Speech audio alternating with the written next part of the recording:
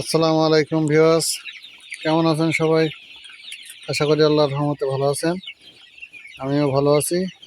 আমার বিনলাবিব চ্যানেলের পক্ষ থেকে এবং বিনলাবিব সোনালী মুরগির খামারের পক্ষ থেকে সবাইকে আন্তরিক সালাম এবং শুভেচ্ছা। আমরা সকলেই ভালো আছি, আমি ভালো আছি, আমার মুরগিও ভালো আছে। তো আজকে হলো 34 দিন, 34 নাম্বার ভিডিও চলছে। 34 নাম্বার ভিডিও চলছে। আরও দু একদিন হয়তো মুরগির বয়স বেশি হবে, যেহেতু আমার 27 তারিখে বাচ্চা নেওয়া। ঝড়ের দিন রাত্রে ঝড় অবস্থায় বাচ্চা নেওয়া ছিল, সেই হিসেবে যে কদিন হয়েছে। তো যাই হোক, 34 নম্বর ভিডিও যেটাই জানাতে চাই, মুরগির পায়খানা একটু খারাপ হয়েছিল, যার কারণে কক্সিলিন দিয়েছিলাম সকালে, দুপুরে দিয়েছিলাম স্যালাইন, রাত্রে দিয়েছিলাম নবফ্লোর, পরশুদিন দিয়েছি, কালকেও দিয়েছি, আজকে সারাদিন সকালে চলছে রাত্রি নবফ্লোর একটু পানি বেশি করে দিয়েছিলাম, ওইটা প্রায় দুপুর পর্যন্ত খাইছে। দুপুরে অক্সিজেন দিছি, এখন সাদা পানি দিছি আর খাদ্য দিছি। খাদ্য খাওয়া শেষ।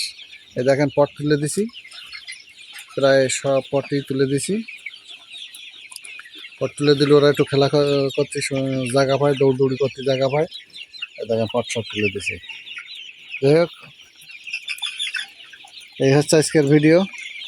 তেমন কিছু আজকে বলার নাই, যেটা দেওয়া সেটা, যেটা বলার সেটা বলে দিয়েছি। তো সকলে আমাদের সকলের জন্য দোয়া করবেন। আপনাদের উদ্দেশ্য, আমার উদ্দেশ্য যে আপনাদের উদ্দেশ্য যেন মঙ্গল হয়, ভালো হয়, আপনাদের পথ চলা যেন ভালো হয়, এই আশা করছি। আমি আপনাদের জন্য যে ভিডিওটা করি, এটার পিছনে অনেক সময় এবং পরিশ্রম, অনেক চেষ্টাও করা লাগে এবং অনেক সাধনা করা লাগে, অনেক সময় দেওয়া লাগে, অনেক শ্রম দেওয়া লাগে।